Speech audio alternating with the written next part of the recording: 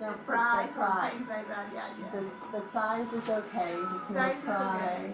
okay. And when the open price? house, not for the invitations, like Oh, my got door it. knock. Gotcha. Yeah, for the invitations, She's I giving me usually don't know, tips. because if you give them everything since the beginning, Then they won't come. they don't want to come. Okay, Yeah, well, that, yeah. that makes sense. Right? That's That very makes sense. You have to smart. make it a little mystery, Yeah. and well, has the way that works for me. Yes. And are you gonna get, is there, will it be able, would I be able to walk through it on Friday? Will the Yeah, super I be think on my it? client is leaving the house on Thursday very early. You know, the cleaners are going to be there on Wednesday, Okay. and he's flying to Spain very early. So I think it's going to be empty and ready for you. Okay. If I can just go through it and then Yeah. Yeah. Oh, I It's think really- yours it's is a really little a bit pretty- of I an mean, exaggeration. very When is that class, Very dude? nice guy. The next one is Yeah. is the fair housing class. It will be fun, I yes, know. for sure. Is April's fair housing. No, no. So I like to do it. Yeah, I'm excited. Hopefully you will get buddies there. Wouldn't that be nice? No. Do you have a book? Like I've ordered a book off Amazon, like an open house book. I know, I was trying to buy a new laptop Just yesterday. for people to Ended up sign their in switched about information. commission I've just with seen the. people use. With it. it on, they didn't commission myself for this. Yeah, for me, I used to have the book, and I'm not making it, you want But part lately I have been, spreading But some of the stuff that agents are saying is and on people the get those Facebook groups, like an so like, from 1 to 5, what do you think about the room and blah, blah, blah, blah. And at the end, yes, put the name and email and that's all I do. 1 year. And being able to read their, I found that reading people's emails is Hello. Yeah. You are reading part of their handwriting. Yeah, usually when people sign in, as soon as they walk away, I look at it to make Yes. sure that I can read it, and then if I can't, when they get back down, I'm like, Yes, I just yes. wanna One of make these sure, are I just wanna make sure that's I what's would right. not Yeah, because otherwise they leave and then they like, yeah. So this is what I ordered for me, Okay. is this one right here. Just So a it's tad. Yeah. Just for a minute, then I'm gonna run, cause I gotta be 3 other places today.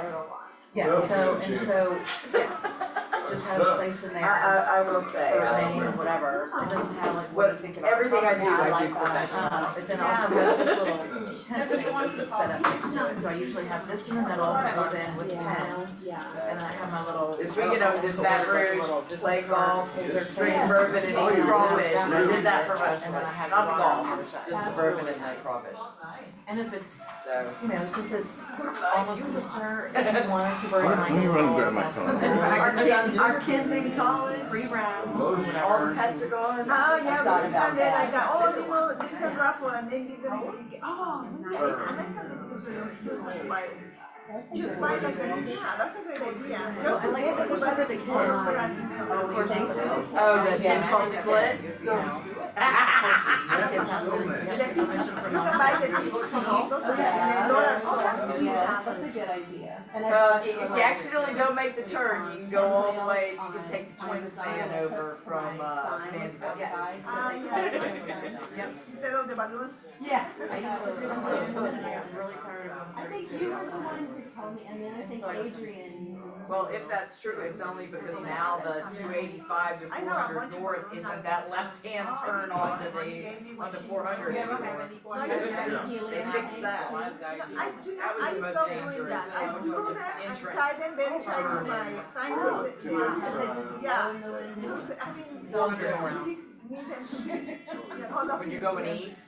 But now you go up and around and over and you come back, you go only like over a mile further I north. don't think so. Instead of coming in on the left-hand side and having your I lane asked in my 20 client, feet. sometimes they don't So- let you put the sign in front of the house. But yeah, cause I live in Johns Creek and I'll But he cover said he closings. asked and they would allow If me I to cover do it. Galleria or if So I I go think to for the. I'm 75, I'm coming up and into it. So, I'm gonna go grab happy not to die. Hello, dear. Just, you know, as many signs as I could get. Because people would see. That would have it, looked good. see it, and then they would come. Really got ready. I brought Ishita, she might join us. I tried to tell that how good you all are, but she might think otherwise afterwards. Oh. She might think, what were you gonna be on Wednesday? Yeah, can you please? Can you prove?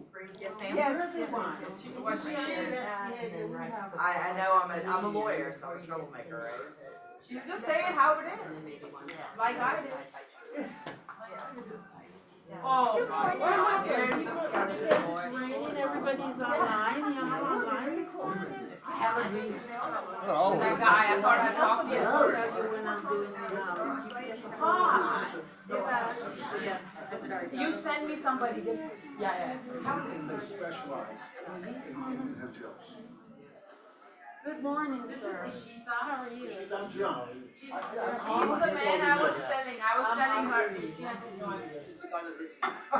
Everybody else is just. Solomon. It's nice to meet you. How are you, You darling? don't want to sit in a wheelchair? I know, I usually sit on the side too.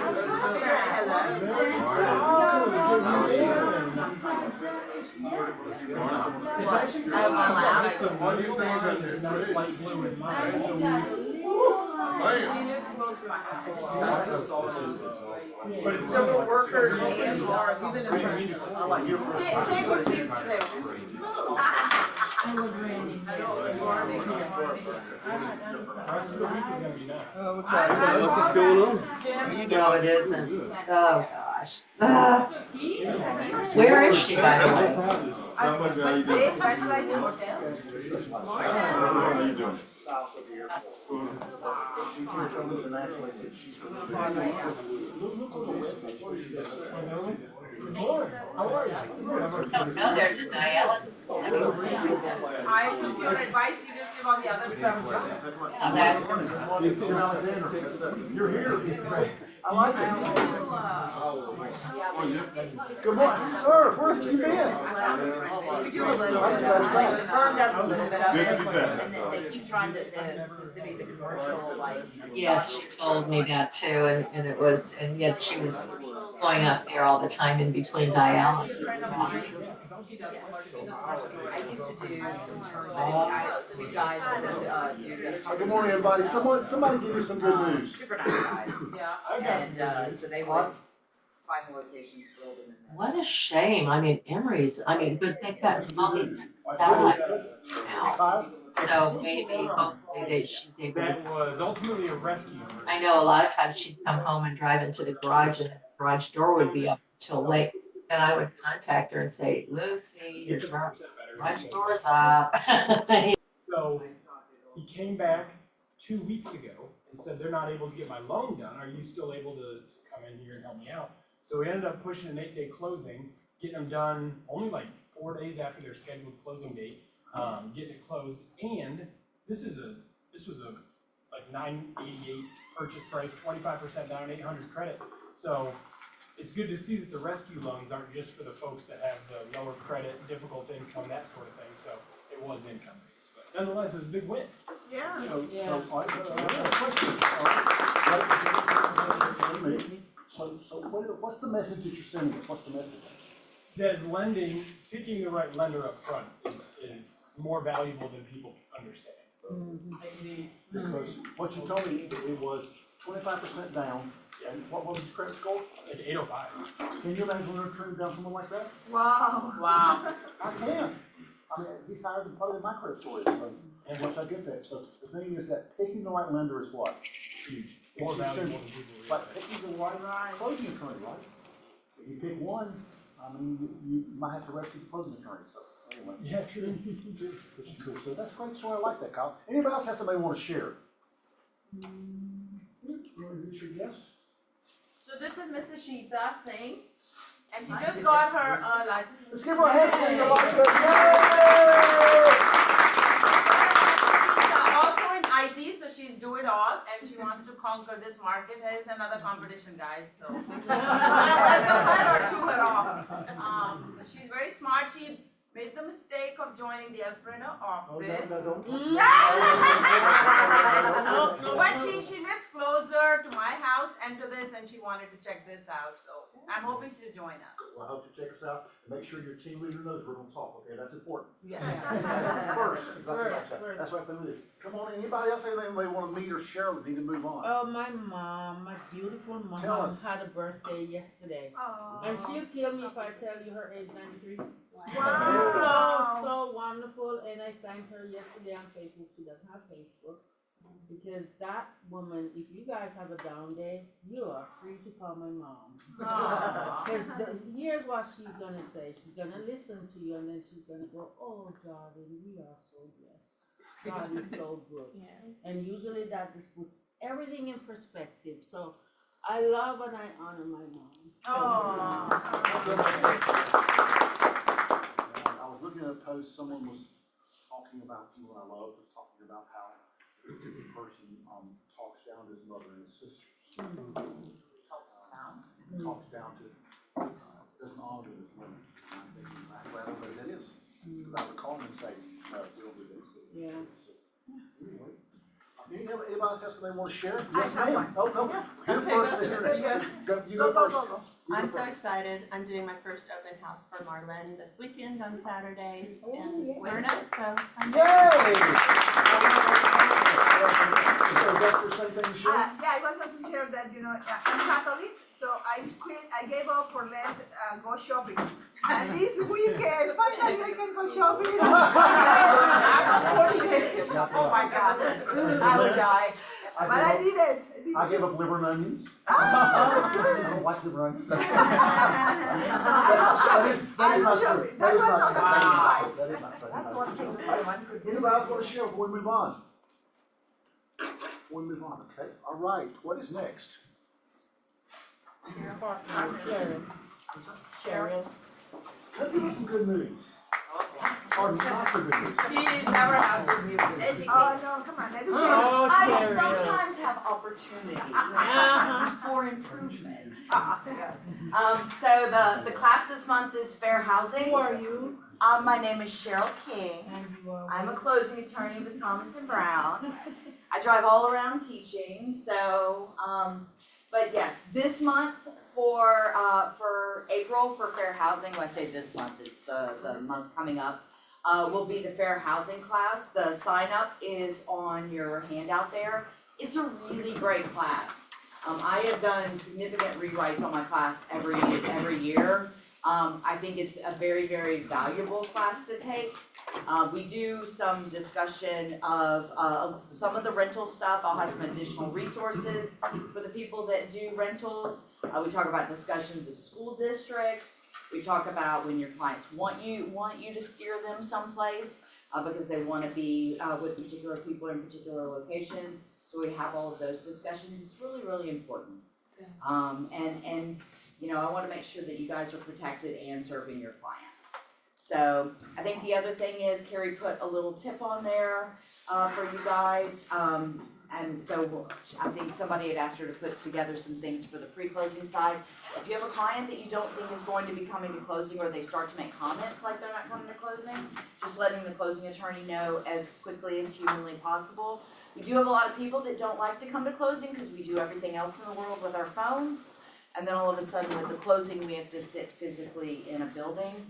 The remote online notarization bill, though, is working its way through the Georgia legislature. So if all of the little bit older IT averse attorneys will calm down a little bit, maybe we could actually have people be able to sign electronically. Technically averse. Oh, that's not me, good. I'm glad you Yeah, did that. I know. Good. Yeah. Sure. So, just to look some clarification on that, if that bill passes. Yeah. Will it, cause like right now, with a hybrid closing, Right. the client can We're doing sign partial about e-signs. 2/3 of their documents before, and then you got the security deed, the warranty The deed, things like notarized that. stuff, right? So are we saying that if that bill passes, they will not have to come into the office to close at all? Wow. So it I mean, becomes it's almost been, like it has been an attempt for a number of years. I think, we have a lot of unintended consequences that we got from COVID. And one of the things we got from COVID is we did RIN, which is remote, not online Right. notarization. Like I would FaceTime with them, they would physically sign with a pen, the documents would come to me, I would physically notarize them with a pen and a stamp.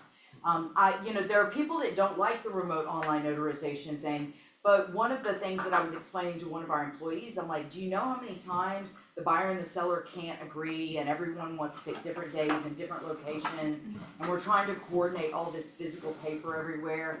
And what about the sellers who say they can't come to closing because they're not in the state of Georgia? So we're relying upon a notary that we've never met, an identification that can be faked, and all of these other things. And I would rather be in a portal with biometrics where we're looking at fingerprints and faces and they're answering security questions that come from their credit reports the same way they do when they go into your portal. I think it's a million times, quite frankly, more secure than the mailaways and the powers of attorney that we do. So, because we have people, I had once years ago where someone got a power of attorney for his wife, and when he came in, the other attorney that was standing there asked why she couldn't be there at closing. And he hemmed and hawed a little bit, but what we found out at the end of the day is she had a stroke. She had no verbal or motor skills. She had no ability to communicate with the outside world at all. And as the daughter of a nurse, I know how she signed the power of attorney. The whole staff probably helped her do it and notarize it for her because they felt like she was doing the right thing. But you could also see how that could be used to take advantage of someone and to hurt someone if you've got a family member who's not doing the right thing. So it'll be, you think, mostly used for unusual circumstances, or will it all? What do you guys think? Do you think, do I think that we're gonna close down all of our physical locations? No. Absolutely not, no. But do I think that, what about the teachers that are trying to get off work to be there? Yeah. What about my ability to do a closing? I don't care if I do a closing at 7 o'clock at night for you, cause I'm doing it at home too. It's not like I'm sitting at the office. So, it will be interesting to, what? I said, let's not be 24/7. No, but I have always made, like, if there's anything that I would do like after hours, it would be for nurses and teachers that have a little bit, and teachers in particular. I'm the daughter of a nurse. I'm like, they're 3 to 11, 11 to 7, like they can get it worked out. But teachers have a really hard time sometimes getting time off to come. But I don't know, I think it'll be another opportunity, and quite frankly, I'm not tech averse, so I would love to see it happen, so. Me too, guys. It'll give us one more way to get things closed. Absolutely. I know we love that she'll close things after hours, guys. That's why they're here in our favorite closing attorney. There you go. Exactly. You know why I'm here today? Why? Because of Authreen's husband. He came to our house when I bought a property, and he did the notary, and then I said, yeah, I'm looking to get into real estate, and the rest is history. So you brought her here, Arthur. Yeah, Well, Elliot introduced her. I met her. Referrals, you guys. he was the nicer one. In person is important too. Did y'all hear that? Absolutely. If people want to come in, they should be able to. Absolutely. But like you said, there are special situations where people really need it, like I got a Well, closing. I think there's also a difference between your very first closing Yeah. when you wanna sit there Absolutely. and your 14th where you're like, how fast can we actually get this done? I have things to do today, The new right? generation, right? So, thank you, guys. Yes, oh, yeah. So I've got some new clients and they're looking to buy some properties to turn around and rent. Uh-huh. So one of them lives in Macon, but I told them that I thought it would be fine if we, once we get to the closing table, we can do it remote. No, not right now, you can't. Not right now? I mean, unless he's paying cash. Yes. Yeah. Cash we can, which is a 4-letter word for the boys in the back. Cash we can send, because there's only one document that a cash buyer gets notarized, and it's like an allowance to let us make corrections, so it's not a required document. So cash buyers, we can send it either for e-sign or they can sign and scan them back, but we don't ever need the originals back. So they can absolutely do those remotely on the buyer side. The problem with the seller sides always, and the loan sides, is you've got a bunch of documents that need to be notarized. There you are. Let's give her a hand, guys. Who's up? Come on. It's us. Good morning, everybody. Good morning. Good morning. I'm Kyle McGann with Supreme Lending. I'm Hunter Right, McElroy with Supreme Lending. And dawned on me recently that in kind of the excitement of our Supreme Essentials launch and everybody's kind of getting excited about that, we also at the same time, or right around the same time, started really doubling down on our non-QM products, which for those that don't know is like land deals, mobile homes, manufactured homes, that sort of thing. Bank statement loans, tax ID loans for those folks that don't have social security numbers. We started applying our Supreme service and our just excellence in lending towards those less common, but still very, very, I guess, still common loans that we do. And so I just closed a manufactured home last week. It was my first one of that sort. But just something to keep in mind that we are opening up big time to those kind of alternative types of loans. So they do come across the table quite a bit, so just keep an eye out. Yeah, and I wanted to touch on the market a little bit. I don't know if you guys watched the Fed meeting last week. You really didn't miss much if you didn't watch it. Mr. Powell does not like to be nailed down to one thing or the other. So the expectation is still that first rate cut is going to come in June. He did say that they were targeting 3 this year, but getting inflation under control is of the utmost importance. And I wanted to touch on interest rates just kind of in general, and we'll use conventional as an example. Does anyone know how conventional interest rates are derived, except for you, Reed? Does anyone know what the factors are that go? How conventional interest rates are derived based on somebody's specific application? There's 3 main factors. Number 1, and the biggest one, is going to be your credit score. Number 2 is going to be your down payment, and number 3 is going to be property type. Using credit score as an example, and this changed maybe a year or so ago. It used to be Fannie Mae and Freddie Mac, they classified the top tier creme de la creme credit as 740 and above. They have since raised that to 780 and above. And then it goes in increments of 20, so 779 to 760 is the second tier, and so forth. So someone that's got a credit score of 800 compared to somebody that now has a credit score of 740, those 2 interest rates are likely, they're not going to be drastically different, but they will be different nonetheless. Same thing applies to the down payment. You've got 3, 5, or 0, 3, 5, 10, 15, 20, 25, and so forth. It really doesn't get too much more beneficial after the 25% down mark, depending on what kind of program you're looking at. And then the third one is going to be property type. Single-family homes, townhomes, and condos all come with different levels of risk, which I'll get into in just a second. So an interest rate for a condominium is going to be a quarter, maybe 3/8 higher than what it is for a single-family home. The reason why that is because your unit is attached to others. You've got an HOA that controls the financials if there's something that goes sideways with the HOA, and for whatever reason that presents problems on the lending side.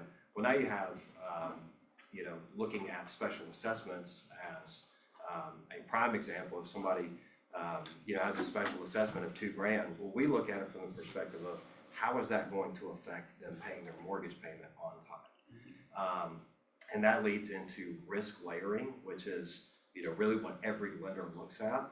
If somebody comes to you with a 620 credit score compared to somebody that has a 700 credit score, those cost structures are going to be 2 completely different scenarios based on that reason exactly. If you've got somebody that has been habitually late on a $400 a month Amex card, and they come to you for $500,000, that structure is going to look a lot different. So I've had quite a few questions recently, specifically on how these interest rates are derived, and that's a good example with conventional. FHA and VA, they're a lot more credit liberal. They're not going to ding you as hard as conventional will.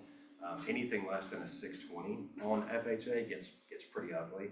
So at that point, you would look to try to rescore their credit to get above that threshold, ideally to a 640, so you can get kind of in there in that median price. But I have been getting a lot of questions on that. If anybody needs me to expand on that any further, please let me know. It could be now or after the meeting, but we're more than happy to answer any questions that you guys have. So thank you. Everybody that understood what you now said, hold your hand up.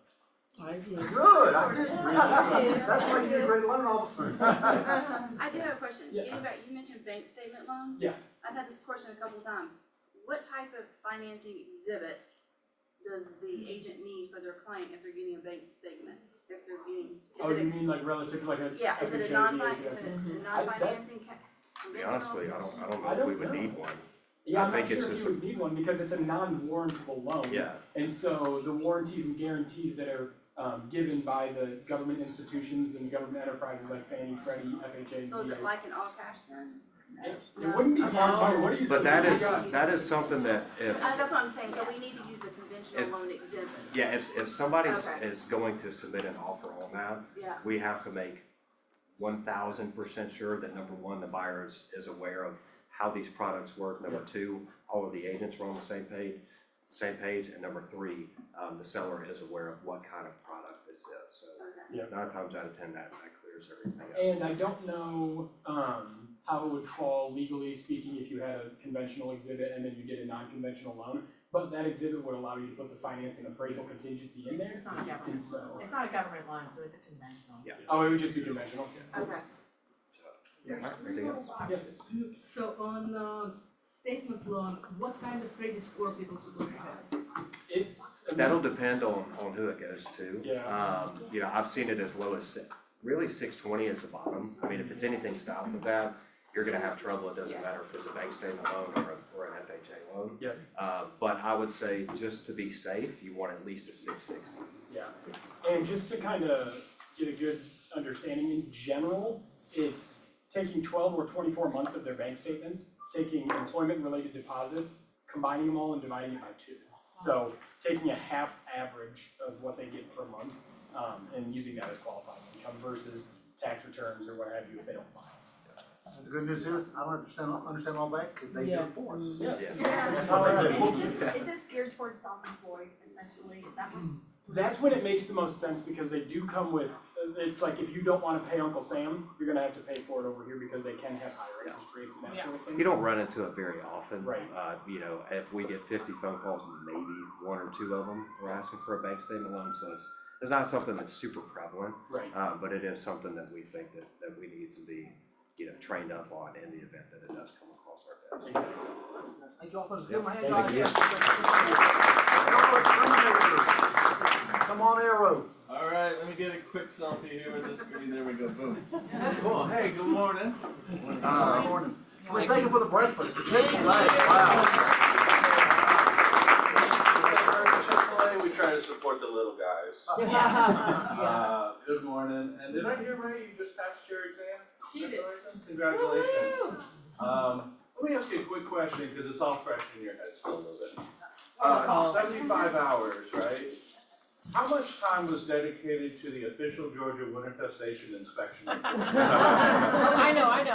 Zero. Zero answer, I like it. I got my license a few years ago and you know, I asked the instructor, I said, can I just have like 5 minutes? I promise I won't wear a name badge, I won't wear a shirt. And, cause that document used to be, required prior to 2008. It was in the purchase and sale agreement. And it's a great value for your clients because it comes with a 90-day warranty for termites. And do you know how many other organisms are on that report? I don't. So I'm teaching the CD class on Thursday. I'll be here. Cliffhanger. Right. I'll be here, but there's 4 other ones. And there's also 3 conducive conditions. So things can be going on your listings, and guess what? Buyers coming in can have an opportunity to kind of leverage some of that, okay? If they have an inspection done, what if you had an inspection done right when you listed the property? And you found out, hey, you know, there was maybe some previous termites over here, or powder post beetles over there, or there's conducive conditions that need to be cleaned up. If you did all of that work ahead of time before a buyer walks in, maybe you can keep a higher asking price or get a better price in the end. So that's just one little thing that's a benefit for the for your client. And again, for the cost of the letter, I mean, we're usually last on the settlement statement. It's $75, and I think for KW it's actually $50. So $50 gets you a 90-day warranty on 5 organisms and 3 conducive conditions. It's a great deal. I feel like if you take care of your clients, better in such a way, you have more knowledge about the whole scenario, guess what's gonna happen? More referrals, right? So, you know, in the end, it's just knowledge is power, right? I could go in a million different directions, but I don't want to give too much away because my class is on Thursday. So, you know, there's one other thing on Thursday I'm gonna talk about, and that's the Centricon baiting system. You guys seen those green things? Yeah. Yeah, those aren't sprinklers. Okay, those are termite stations. The biggest misconception I'm gonna clear up is that they don't attract termites, believe it or not. You know, if they attracted termites, would we put them around the house? No, we put them on the edges of the property and pull them away from the house, but they don't attract termites. So we're gonna talk about the letter, the termite letter, we're gonna talk about Centricon, we're gonna talk about wildlife a little bit, and a few other things. So, if you got the time, please show up. It's free, 3 hours. And Kimberly, thank you so much for the opportunity to talk to everybody this morning. Unfortunately, I gotta run down the street and do another one of these. So, any questions? Yeah. With wildlife inspection, is it at cost or? It's free. We're gonna come out and take a look at any house at any time for no charge, nothing, for free, no charge. You know, those can take a little while. The one inspection that takes a long time, you might hear an office charging for is bed bugs. Bed bugs is a sometimes 2 or 3 hour inspection.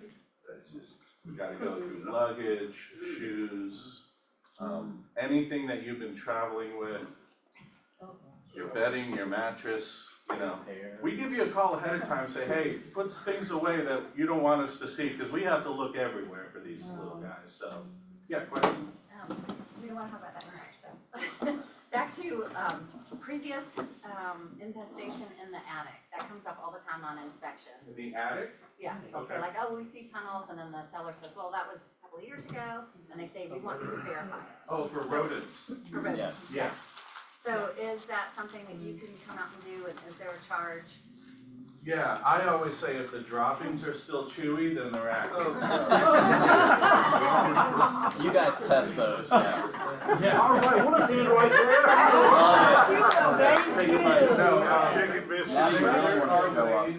are ways for us to go out and take a look and make a determination. And just on the very quick thing, if they're covered in dust, we're gonna make an assumption that they're molder, okay? If they're not, then we may have to address that. Old rodents. Yeah. He gets to decide. Seniors. Some of the stuff is gross, I'm sorry you guys are eating. Yeah. I'm done. Lots of different things going on. It is spring. The other day at a KW, I said good, bad, good. It's spring, weather's here. Unfortunately, termites are waking up too. That's the bad. The good is we are here to help you out with that stuff. So get a listing inspection done. We'll tell you what's happening before buyers walk in, and then, you know, you can go from there. So, anything else? Thanks, Jason. Thank you, guys. Thank you. Guys, I'm just take a minute and introduce to you our new assistant team leader. Just for a minute, y'all get going after the team meeting. So, in December, Rob let me know he was stepping down because he wanted to go back into the production side of it for a lot of reasons, mostly personal.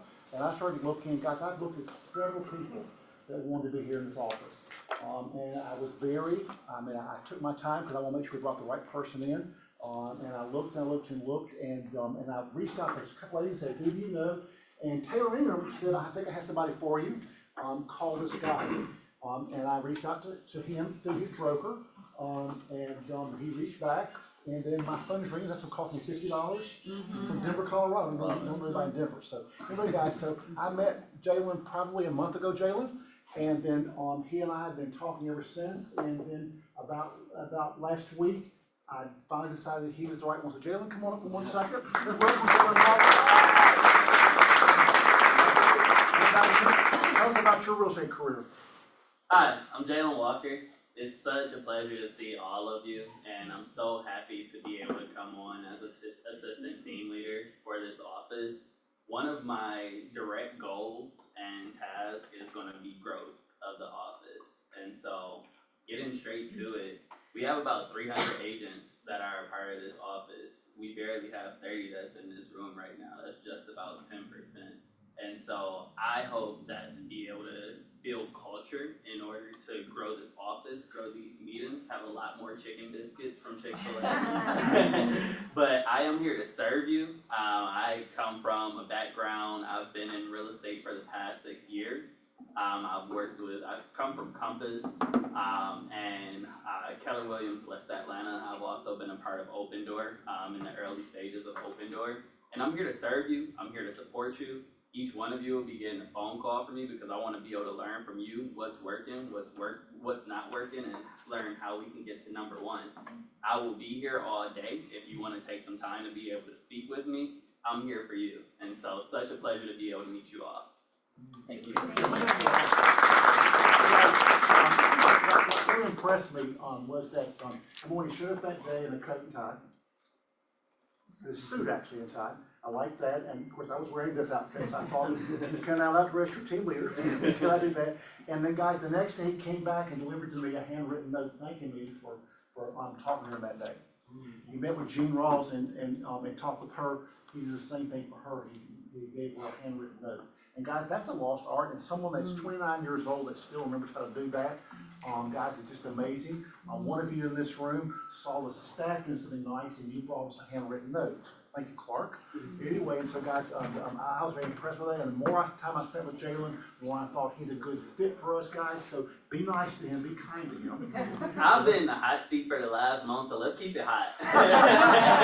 I've been the hottest of seats, and so be nice, but be honest and real with me, because the goal is to grow and to be number one in Atlanta and the Southeast, and so I need you all to be able to make that happen, and so I'm here for you.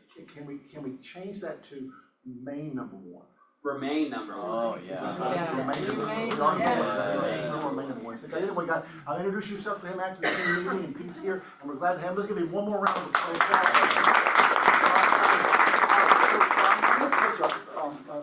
Time to stop. About 2 months ago, Stephen Parker reached out to me, and he is in First Atlanta. That's right. He's in First Atlanta, and he told me about a program he had that I thought was of interest to me, because he has a way that we can partner with some nonprofits and be a benefit for you all and get referrals from nonprofits, but also be good for the nonprofits, so symbiotic. So Stephen, come on and take a minute and explain your program, please. Let's welcome Stephen Parker. All right. What's going on, all you happy people? Clark Davey, I feel like I'm a home away from home. Clark is my sponsor. How long's that been? You tell me. 10 years? At least 10, 11 years, yes. We're getting old.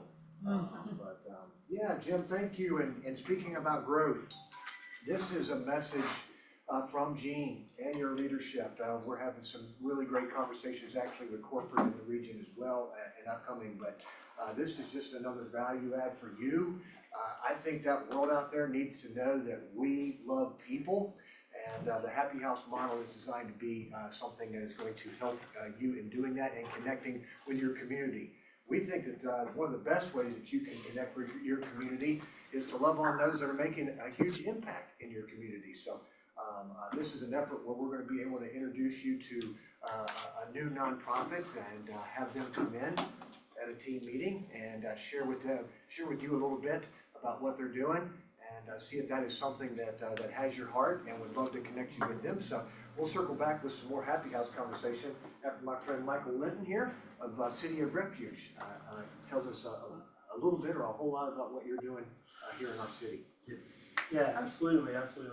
My name is Michael. I'm on the development team at City of Refuge. People are always like, well, what are you developing? It's just a fancy word for fundraising. So I work with corporations, foundations, individuals to really help us raise the money that we need to continue as an organization. But we started about 27 years ago. Even though my shirt does say 25, it's 2 years old. So we started about 27 years ago, and we were really focused on downtown Atlanta. Hey, how can we help people who are in need, who are in crisis? And that just kind of kept growing over time. We now have 2 buildings down by Mercedes-Benz, so close to like the Bankhead, Vine City area. And we have 210,000 square feet between those two buildings. And it's truly a city. If you were to come down and tour our campus, which I hope you do sometime, we have housing, youth development, health and wellness, and job training all on campus to impact those around us. So about 40% of those that live around us are experiencing poverty. And so we're really trying to help them escape poverty. We're also working with people who have faced domestic violence and who have gone through human trafficking. Unfortunately, Atlanta is a hot spot for that, as you know. There were many girls rescued just down the road from here recently. And so we're a part of that. And I think you could probably say in the room that, as you're going through Atlanta, as you're going through areas around here, it's kind of easy to kind of go through and say like, hey, things are going well. Everybody seems to be doing well.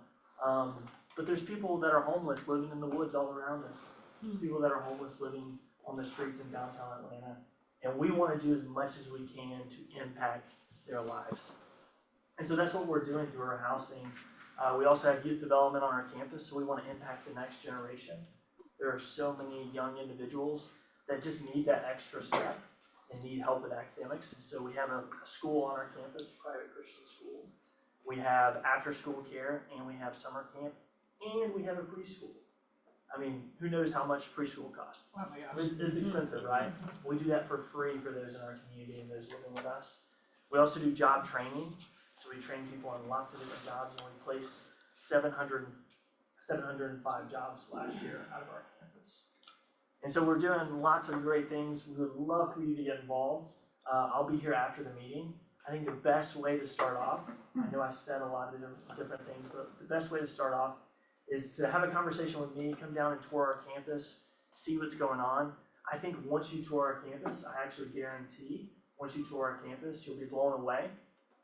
And hopefully want to get involved with what we're doing. So thank you so much for having me out today. Steve's going to continue talking about Happy House, and we're happy to be connected to you. Yeah, folks, I just wanna say one thing, my husband's an attorney at Baker Donaldson in Buckhead. Yes, absolutely, And yeah. our whole family was there with other Okay. members of his firm to help do some cleanup at yours, Yes. at the facility. Yes, We didn't get to do a tour, but the facility is fantastic, and all the different programs that they have there are amazing, and it's like, I would strongly encourage anyone who would be interested to definitely give it a look and get involved. Thank you Because so it's much. Yeah, amazing Baker what you guys are Donaldson is doing. incredible. Awesome. Thank you. Do you guys partner with Homemade at all? We don't, not that I know of. Yeah, What? not directly. Homemade, they're part of the Home Builders Association. So definitely like with HUD and with the state, but not Homemade that I'm familiar with. Yeah. Guys, yeah, City of Refuge is crushing it. Okay. 27 years, they are extremely well respected in our community in the metro Atlanta area. So, we are going to be able to connect you with them, right? We all have a database, right? How big are our databases? We're always trying to increase that database.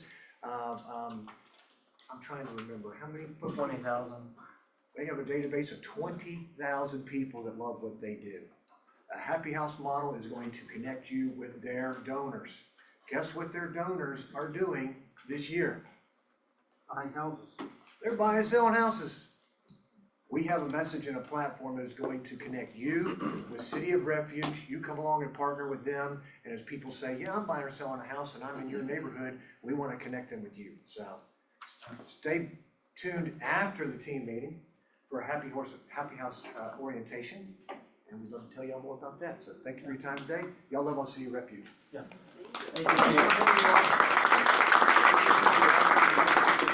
Let's move on with, and I don't see our speaker on the line. I have to text Jennifer Kinslow to see where she is. Okay, great. Let's get green. With our March listening contest. Sherry, you want to talk about this? Yes, you guys are kicking it in high gear at the end of the month. I knew you would. Thank you. Just keep in mind that any listing agreement that is accepted by March 31st is included in it. And so far, we've got a three-way tie for first place for individual agents with 4 listings.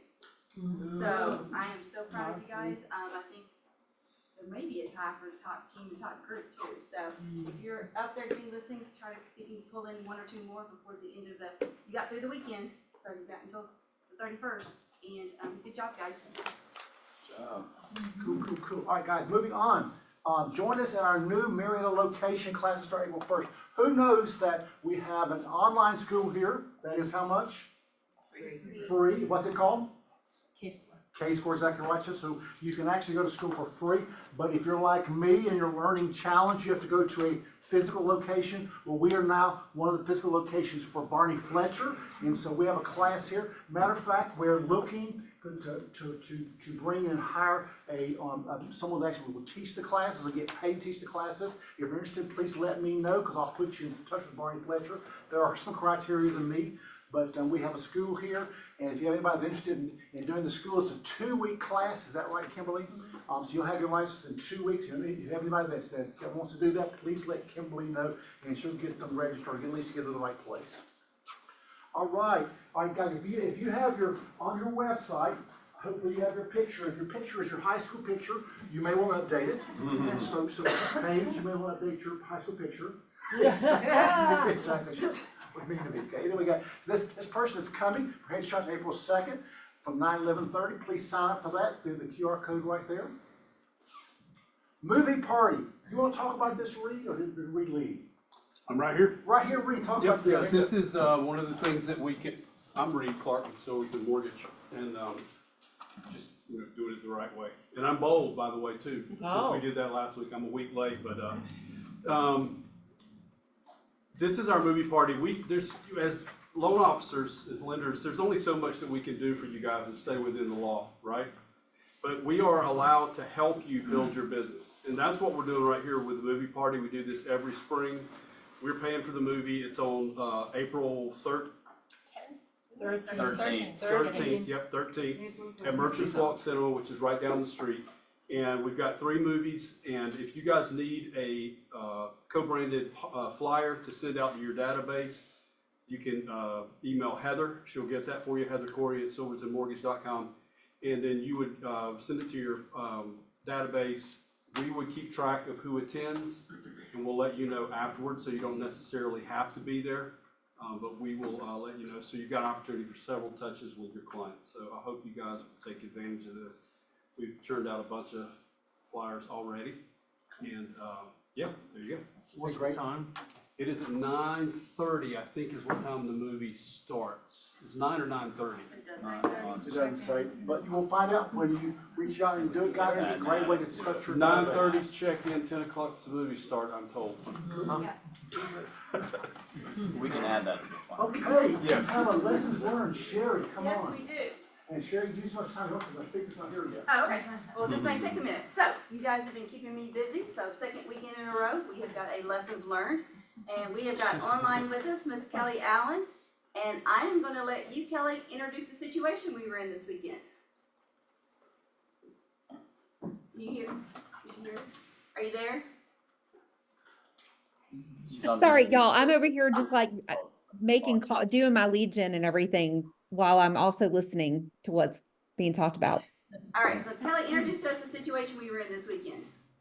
Yeah, so I had a listing, and I had been talking to a couple of agents that brought offers. We were stalling out with one buyer, so another buyer kind of picked back up and came into play. We received an offer from buyer number 1, and the time limit of that offer was 10 p.m. I countered that buyer, and not on a counter offer. I did it old school and did it on page 1 of the purchase and sale agreement. And I struck through just a few changes plus the time limit. I changed the time limit to 10 a.m. the next day. In the meantime, so anyway, the next day comes. I haven't heard from buyer number 1. It's 11 o'clock. I say, hey, our time limit was 10 a.m. Where's the contract? And she said, oh, I sent it to you last night. I didn't see that text. She immediately sent me like a whole paragraph text, and I just didn't, it got pushed up. I didn't see it. So basically she sent me a whole different contract at about 3 o'clock that afternoon. I hope y'all are staying with me. With a different with like a binding agreement date. That was that day anyway. So I was like, we don't have a contract. This is a dead contract. I called Jim to talk to him about it. In the meantime, we went under contract with a different buyer. because I didn't get the contract back. The contract was dead and another buyer was willing to pay them more. So I get a call from, but I'd let buyer number one know, so sorry, we went with a different buyer. Buyer number one is saying, what? We were under contract. I said, no, we weren't under contract. And they insist that we are, and sent me a screenshot of an email that she sent me at 9:50 p.m., 10 minutes before the original time limit expired. I still can't find this email anywhere. I don't know if my emails ate it. It's not in my inbox or my trash or anywhere. But she proves just by that screenshot that she sent it. Now, never mind that she sent me a contract the next day with a different binding agreement date and all that. But what I learned, and I hope y'all are staying with me here. What I learned was this. Number one, use a counteroffer. Don't be old school like me and think you can just do it. Like, I never do that, and I just did it this time. Always use a counteroffer, number one. Number two, know that remember when, I had to receive the signed contract and then I had to acknowledge it, and then only I could fill in the binding agreement date in that situation. I can't see anybody right now, but is everybody nodding their head? Yes. Everybody's nodding their head. Okay, good. That is not the case anymore. Either party can bind it. The acknowledgement is not there anymore. So I was defaulting to, well, listen, I did not get this contract back, so I didn't acknowledge it. Therefore, and because I had to be the one to bind it, I didn't acknowledge it and I couldn't bind something that I didn't receive. That's not the case anymore. Either party can bind it. So just no, I'm going to open the floor up to questions for Sherry, clearly not me, but that was my big lesson learned this weekend, is that part of the contract has changed. So what happened? Who kept the contract? So buyer one or buyer two? Buyer one, I had to tuck my tail, and listen, we had a great relationship. So there were no bridges being burned or anything, but I had to admit to buyer number one that, you know what, you are absolutely right. We are under contract with you. I had to then go to buyer number two and say, I am so sorry. Through a technical error, we are under contract with a different buyer. And I'm so sorry. We'd love to have you as a backup offer. Sherry gave me some great coaching. Of course, buyer number two was really upset and very startled. So I sent over a termination, and thankfully, buyer number two signed the termination, because if they wouldn't have, then they could, sue my seller. They could probably sue me if they wanted to. So thankfully they signed it. Oh, wow. Yeah. All right, thank you, Kelly. So I want to clarify a couple of things that Kelly had mentioned, and then we'll go to questions real fast. The contract still reads that the one party accepts, the other agent receives notification of bind. That verbiage is still in there, but it has gotten gray over the last couple of years, because a lot of times, and I know it happens to you guys, that the person that accepts and that agent binds and then sends it over. For 95% of the time, it's not an issue because it's happening during work hours, and so you would have bound it anyway on that day, so it's kind of a moot point. But in Kelly's situation, this was all happening after work hours, and she called an attorney, I called an attorney, and I told Kelly, you could call an attorney, several different attorneys, and you're gonna get several different answers. And that's exactly what happened. Kelly called her person and got an answer. I called Cheryl King and got a different answer. And that's just kind of the way it is right now. It's kind of ambiguous, and who can bind the contract or when a contract is actually bound. So, this is the way that Cheryl King, because I reached out to Cheryl on Saturday just to make sure, and this is the way that Cheryl described it to me. And it was funny because I got her text message, and I wish she was still here. She said, yes, in theory, Kelly should have bound that first one before we were stuck with that first one. But we have proved that the co-op agent sent it before the expiration date. If Kelly's emails, if she had gotten that email at 9 o'clock or 9:30 in the morning, she probably would have found it, right? Before she went with contract number 2. Right. So in theory, if her email had been sitting there, it wouldn't have been an issue at all. She would have found it. Right. So, and because it wasn't until it was after 11 o'clock when you went under contract with your second one, right? It was after 11 a.m. the next day. Yeah. She would have already been under contract with that first offer if she had received it, because it had been sent. And in your contract, it reads when something is sent, that is notice to the other agent when something has been sent. Does it say sent, or does it say when I receive it, the time starts ticking? It's the same as when I get notice, my client gets notice. It says sent, because she sent it before the expiration date. In theory, you have received it. Which that Which is, didn't happen because it got lost in her email. I imagine. Well, I still can't, trust me, I want to find this email. And I do too, but Kelly, if what they sent back to you, was it what you sent to them and they did not change anything?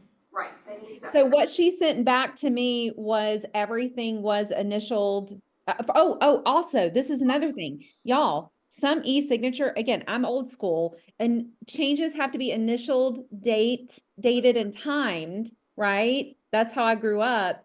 And some of this e-signature software does not date and time the initials in the signatures. So we have to have. But just so I'm clear though, Kelly, what they sent back to you was exactly what you sent to them. They did not make any change at all, zero. The first time, what they sent back on Friday. Well, they night. just didn't initial. The only thing they didn't do was they didn't initial date and time, the time limit change that I did. But because she sent it back before the original time limit expired, that didn't matter. Her buyer didn't need to initial date and time that. Got it. Yeah. So, couple of things, that I wanna bring to your attention, and just so, because there is a form, because this has become an issue over the last couple of years of who binds and when is binding date. So if Kelly had gotten it, let's say that Kelly did open up her email on Saturday morning at 9 o'clock and saw that the agent had sent it back, accepted and bound it. But in theory, Kelly should have been the one to bind it, right? So the binding date really should have been Saturday. There's a form, you have got 1 day to dispute the binding agreement date. Right. And there's a form for that. Because in theory, if Kelly had bound it on Saturday, then the clock doesn't start ticking until Sunday. So if Kelly needed that extra day, then she could have disputed the binding agreement date and used there's a specific form to dispute binding agreement date. And then it all would have been, we could have resolved it that way, but the fact that she never got it or never saw it, so we couldn't use that, but just keep in mind that that's how your contract reads. If there's ever a dispute about binding agreement date, and you feel like you should have been the one to bind it, you've got 1 day to fix that, and you've got a form, there's a form to use to fix that. Yes, That notification benefits the buyer. it could, either way, I mean, just saying, I mean, depending the on seller what, always wants the clock ticking right, now. but it just depends on which side you're sitting on. The seller could have sent it back and bound it, and like, yeah, if we're the buyer, we want that extra day. Right. So yeah, it just depends on which side you're sitting on for that, but just know that that's how your contract reads, and that form is out there for you to use. And here, I'm old school, I've been doing this forever. Pick up the phone, if you've got an active contract going, and especially if you're close to a timeline, pick up the phone and talk to the other person. Say, hey, I know we're right at the end, but I just sent that to you, can you confirm you received it? Right. Well, and she had sent a text, Either it way. just got missed in the text. But I'm message. saying- No. She sent that text at 11 a.m. the next day when I reached out to her and said, hey, where's the contract? That's when she said, oh, I sent it last night. But I'm saying either side. Either If side. she's sending it to you and she knew she had a deadline, she should have picked up the phone and said, hey, sorry, I know it's late. I just sent it, wanted to confirm you received it. Ms. Page. There's one thing that we've started doing on our team, and it has alleviated all of these issues, and I strongly suggest that everybody do it in multiple offer situations. No matter what, it just needs to be part of the forms that you pull over when you list a property. And that is, if you have countered an offer and are not gonna go with that offer, and you are going with offer number 2 or 27, you need to use the withdrawal notification form. Yes. And once you have used that withdrawal notification form, you have notified the person, number one, that you didn't receive anything if they said something, and number two, that that offer is dead, and you are no longer, willing to, even if you have hours or days left, you can withdraw that and go with another offer. So that is for all the offers that you are not going to accept? And No. before the No, ones that you only counted? offers that you have countered. Ah, the only, okay. Because while that counter is out there, there's also language in the, library. There's language in the library where you can counter multiple offers at the same time, which is a whole nother class, Yeah, but that's if you use that withdrawal notification on a regular basis and have all of your team members use that, once you have countered in a multiple offer situation, you've covered yourself. And you've covered your seller from selling it twice. Alright, so given this situation, guys, and I'm still not clear, about whether this is actually true or not, I'm sorry, and we'll talk about it later, but I wanna know in my brain, cause this does not sound logical to me, but, so Kelly thought that the offer was dead. Right. She's always dead, and so she, how would that form of help her on Saturday morning? Because she has then notified them that her offer, it is now her offer and her client's offer that she is withdrawing. But they've already But if sent they said they it. sent Yeah, it out- yeah, but they've already sent it. Then it notifies them that she didn't get it. Gotcha, okay, alright, okay. So, let's go to the next step. So, I did learn something this weekend. So this is my lesson this I'm this still weekend. And I was having this conversation with Kelly, and Kelly's like, well, what about my second contract? I was like, well, it's not really a contract because you can't sell a house twice. Right. I was wrong. Ah. She was legally under She contract was. with her second buyer. So, I'm back on the phone with Cheryl King. I was like, You have two contracts. and she goes, basically the seller's in default because a seller can't sell the same house twice. We have to TNR it. So that's when Kelly and I got back on the phone trying to figure out our strategies about what to do. And my parents always raised me this way, and it's funny because Jimmy, in all his schools, this is the way he approaches situations. If you come to me with a problem, come to me with a solution, or a couple of solutions. Yeah. So it's like, okay, so we've got to break the news to the co-op, buyer number two, that, hey, we've got to terminate, but or we're really not under contract, or we are, but you're really not the first contract. Right. So come to me, let's also give them a solution, and that's when we thought, you know what, see if they want to be a backup, we'll amend the contract, add the backup exhibit, that way, but fortunately, they didn't want to go that route, but that was one way to get us out of this as easily as possible. And by having that backup, that gives you more, so what was it, $2,500 difference in the two offers? Yes, that I'm sure I'm going to be paying my seller Don't now. say that, don't say that. So, Sherry's like, no, you're not. I'm like, what? How am I? yeah, you've got the backup that gives you a little bit more strategy in negotiating. Because now she's also got a seller that thinks they just lost $2,500. Right. And that's their mindset. Yeah. So, Sounds with like the no pressure backup, under due diligence. 2,500. Yeah. So with the backup, if you've got the backup in place, that gives you a little bit more leverage when you're negotiating things during. Oh, no, she did not want to be a backup A though, little but bit go ahead. firmer. But yeah, Right. these people didn't want to be backups, and now we got to terminate. Yeah. So, I think in theory, either form could be used to terminate, because we do have a lawful reason to terminate, because we can't sell a house twice. But we went with the mutual, right? I haven't seen it yet. Did you go through mutual termination? I don't remember. In my personal opinion, the mutual would have been a safer way to go, because that alleviates any claims against me for commissions. Yeah. Which is what could have happened if the seller was mad enough. And y'all realize the second buyer could have said, no, I have a contract, we are not terminating. Yeah, that could have gotten really ugly. It could have gotten really ugly, that's what, but you think they're going to sign the termination? They've already signed it. Ooh, Yeah, wait. I got a text from Kelly like right up, I don't know, I was just out and about, they signed the termination, so all caps, we were super excited. Libby? Quick one, when did it change with the binding thing? It is still written in your contract that way, it's business practices that have changed. I would say, yeah, nobody, and Yeah, and the accepted thing on amendments drives me insane, nobody like. It's business practices that change. The verbiage in the contract does not change, business practices that change. Gotcha. I don't know the lack of a better way of saying that. The contract still reads the way it has read. Gotcha. What was another lessons learned? Communication, talk, that was a huge one right there. Was there any other lessons learned? I wrote some down, I think. So the last person who makes the changes is the one that has to bind? I mean, the last person that receives the final document is the one that doing the binding? The way that, the way I teach it in contract classes, Yeah, I have a buyer, you have the seller. yes, I send you the perfect offer. yes, Your buyers accept it, they sign. yes. You send it back to me, that is notification to me that you've accepted my terms. I'm gonna fill in the binding agreement date and send it back to you. Okay. Yeah, and send it back to you, now we're back, because it could be a day or two, I mean, it could be a day delay.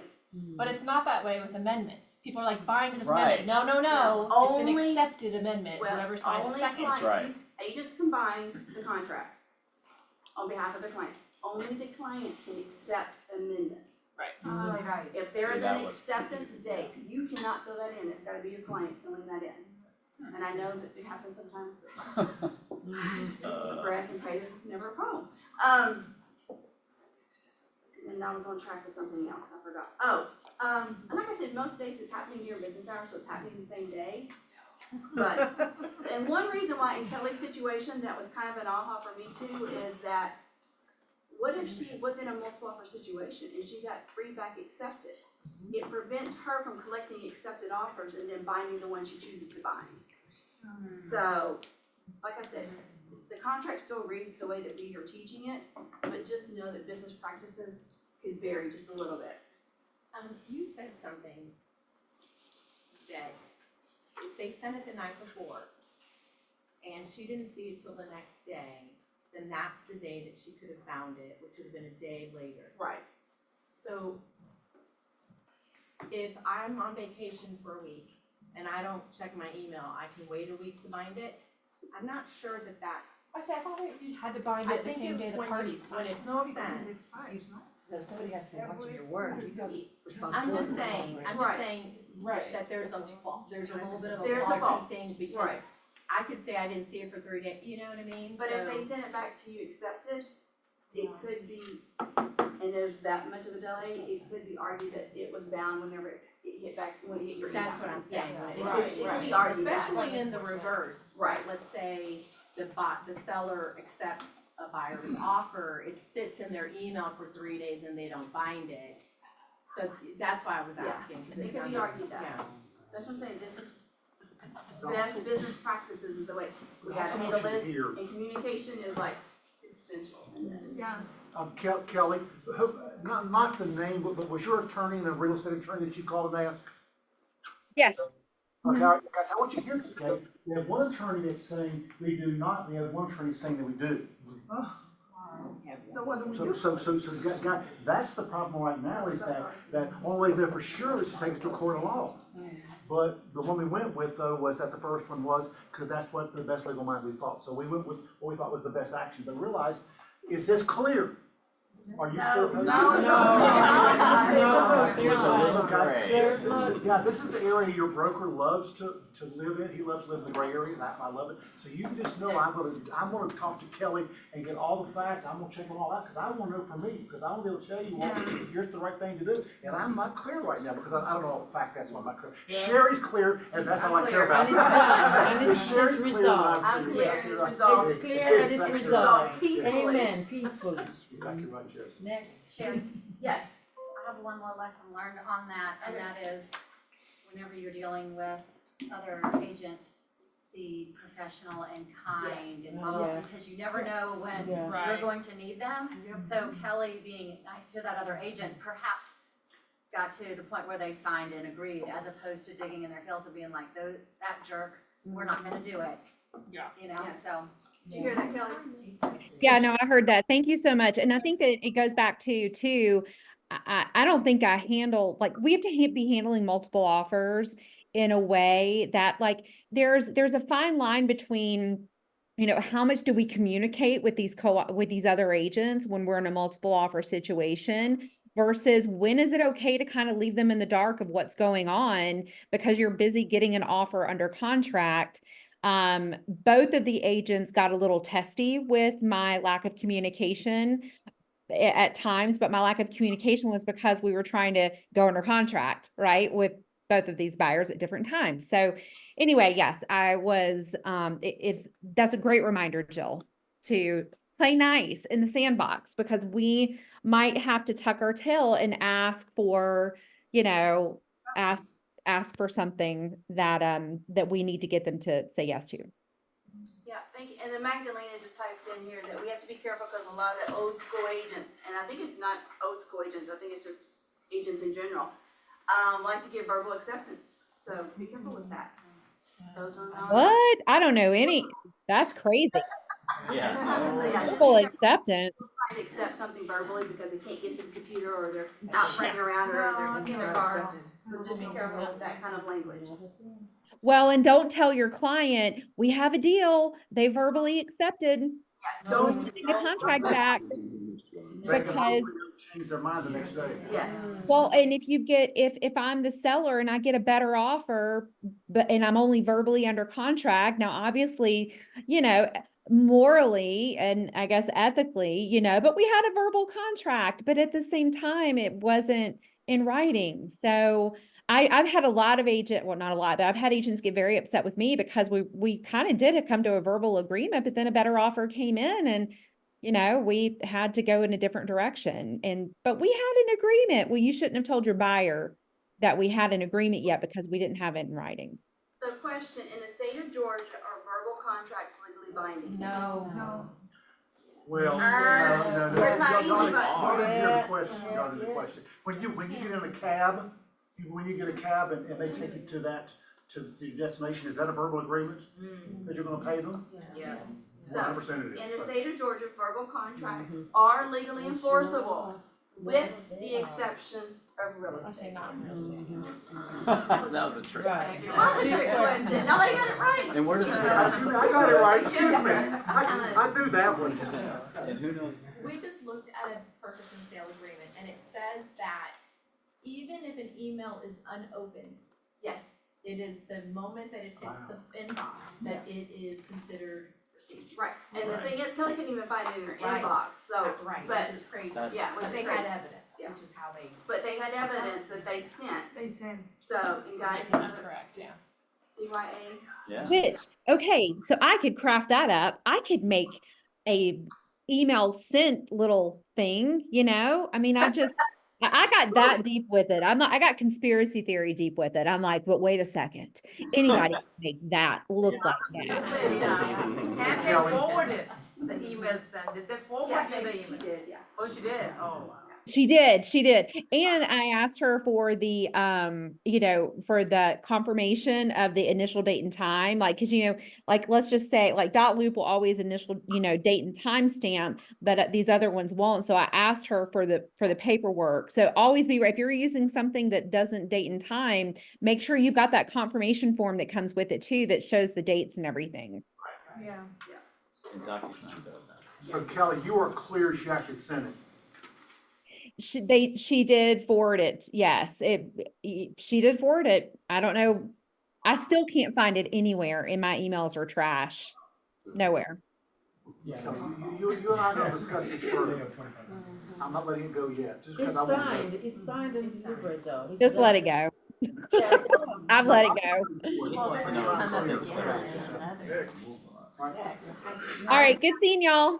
Thanks, Kelly. Thanks, Kelly, good job. Good lesson learned. All right, well, I don't know where our person is, Pat, or this last person, we will bring her back again. Anything we need to talk about before we go? I know that Stephen is gonna remain after the meeting. Any questions going on? What y'all hearing out there right now about the NAR settlement? Any new news out there at all? Yes. Just Yeah. the usual. It's the same thing. Yes, ma'am. There was a call yesterday. Open house. Yeah, was everybody on that? Yes. Try it. Try it. It's a lot of choppy. Yeah. Is Down almost the whole that time. clear? Hopefully. I I think what the bottom line was on it is, number one, it doesn't happen until July, whatever happens. Number two, the settlement has not been accepted by the court, so we That's don't right. know what's gonna happen. And that number three is, Mark Willis said it beautifully when he said, Keller Williams has always been, a teaching and educating, company, and we will continue to do that throughout. And I'm also on this what's it called today? Value Square, honey. Value Value Square today. At 1 o'clock. And there are, going to be 4 of the Value Square classes that will then be combined for the actual video that we're gonna see in the office the end of April. And it's gonna take the best of the 4 and pull it together so that the most pertinent information is there. Then I was with a group of agents yesterday in a mastermind, and there were several different companies represented, different philosophies, thought, but the main thing was that, is business going to change? Is it going to change the way we do business in July? Maybe. Maybe. And how will it change? I don't know. And is it a definite? No. But the words that, and then Andrew and I were texting late last night, just back and forth, is we need a new news cycle. You know, we just need a new news cycle. I'm sorry, it's just people, the news media, the Wall Street Journal has gone crazy on us. And, so, educate and evaluate what your clients are thinking. And then the other thing was, it's not a big deal. If you are who you say you are, if you are the best of the best, then your value is there. And that there is something that is already offered to us in Command, and it's the buyer value proposition package. Yeah. And you can go into Command and you can brand it for yourself and or your team, and have that as part of your digital presentation or your paper presentation. So you don't have to recreate the wheel. And Well, she says it beautifully. Gary's offered to settle for $70+ million. He's offered to do that. His attorneys think that it'll be accepted. But until it's accepted, it's not accepted. Right. The NAR thing, we think will be accepted, but do we know that for a fact? No. We don't know for a fact. But assuming that they accept Gary's offer, or the company's offer of $77 million, have everybody's eyes, because I don't want you to put out there something I did not say, because I want to be very clear about this, okay? If you're with Keller Williams, if they accept it, you'll be pretty well protected from being sued for that reason. That's what I understand, okay? If you're with Keller Williams, that it basically absolves you from that. And that's what I understand, okay, guys? Everybody understand that the same as I do? That's what I understand. Now, that's what I've read. Has anybody else read that? Have I seen that? You seen Heard that. that prove what you understand? if you're with Keller Williams during the violation and it's after the settlement has been accepted, then you would be immune from a copycat filing. It doesn't mean you can't get sued. Well, you And sued that's the Taylor. thing that is, nobody is saying. It doesn't mean you can't be sued. It means you are immune from a copycat class action lawsuit that has the same specific things in it. And y'all heard the numbers that if your party would lost how much money you'll make on this? $10. That's $10. but $10, just like the one for Verizon. I got $50 How much are from the Verizon. attorneys? That's the question. Millions. Right? 33 and a They- 30. I know, like, Because complain my about our understanding insurance. though is that Right. it will protect you. Now, if you're with a company that did not settle, the word is that possibly you're not protected. Now, do I know that? Look at me, guys, I want you to hear, no, I do not know that. Please, I'm not an attorney, I'm part of this, that's what I understand, okay, guys? And so I love that Gary Keller again did something he thought was best for who? For the For us. agents and for the, that's what he always thinks, so. Any questions on that at all? Yes, ma'am? So I watched the video from yesterday, and it went more so as the status quo, instead of actually living in life or kind of explain. I have a seller that's asking, I ran up the stairs, I'm sorry, I was downstairs.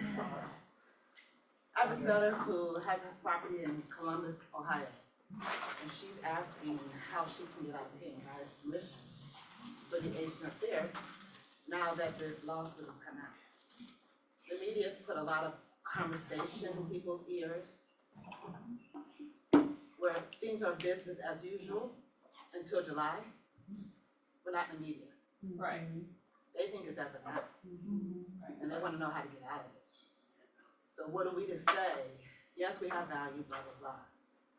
The actual scripts of when someone brings this up, what are we to do? Because they don't know what we know. And I think they glossed over it and just made it seem like, oh, everything's fine, you'll be okay. That's not what I'm hearing from lay people. All right, so if you're asked, Brenda, if you're asked, what are you saying? I wasn't trying to do a script, but you know, what I will say that I have recently, I wasn't really having very many people, I was bringing it up more than they were bringing it up to me. Right. However, I do feel like that has changed a little bit ever since NAR went to settle. Now, it is a conversation that they are actually bringing up, even if they're not in the middle of selling their home, so, or buying a house. So it has become now, it's not like we're dealing with it sometimes, because it seemed a little more isolated before. With that NAR settlement or, you know, attempt of settlement really sort of puts us almost like, I don't wanna say admission of guilt. It does make them feel like now, oh, this happened, and it's across the board. Right. And that's the only thing I'm gonna say. I wasn't trying to do a script. I do think No, you're but- absolutely right. Every layperson now it's front and center. Yeah. And they're thinking, okay, if I need to wait a couple months. So for this particular woman, her husband is coming back to Georgia in June. So she's like, it's perfect timing because I'll just wait until the middle of July. She didn't get something. And then and I can save 3%. So her mindset is, in July, I get to save 3% because now I don't have to pay a buyer's agent. But you can tell her you can do that You now. didn't have to You before. can do that right in July. And I think the reality is if it's an absolutely perfect house, she might get away with not. What would you say? If the house is absolutely perfect, she might get away with it, with not paying a buyer agent. I'm just If it's saying now not- is this is the conversation that some buyers are having, some sellers are having, where this is what I If can it's absolutely do perfect and to there's save no money. interest in it. So there we will need to some- be prepared for those conversations and not just say, oh, it's status quo, things will still be the same. Has the seller ever been required to pay the cost? No. Has that changed? In their mind, it has, because it was assumed that this is the fee. And part of the lawsuit was, we didn't know that it was negotiable. The lawsuit was that realtors were not transparent That's about right, the that's fact that it exactly was what, not that's a law. exactly, And and that's what the press is getting wrong. It was two things, it was the fact that realtors were not being transparent. That is the lawsuit. And it's not only transparent, but it's also educated, I'm sorry. Yes, There are yes. agents that thought that they did have to. And outside of our area, there are multiple listing services that they had to offer compensation or they could not list the property in the listing service of that area. So they did have to, they were forcing the seller to pay the compensation, and that was not the law.